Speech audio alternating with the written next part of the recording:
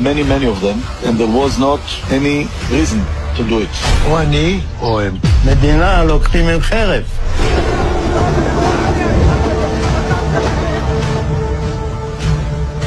המדינה מתשווה. כמה אתה חושב אנשים הרגת ככה? לא ספרתי. אני לא יכול לדעת בחיי. היה לי מקלע עם 250 כדורים. תראה, יריתי, נלחמתי כולם. אני לא יכול לספור. הרגנו בהם, בלי נקיפת מצפון. מצב נוראי, התעללו בהם ולקחו להם את איברי המין ותקעו להם בפיות. אחד אנס שם איזה ילדה בת 16, משהו כזה.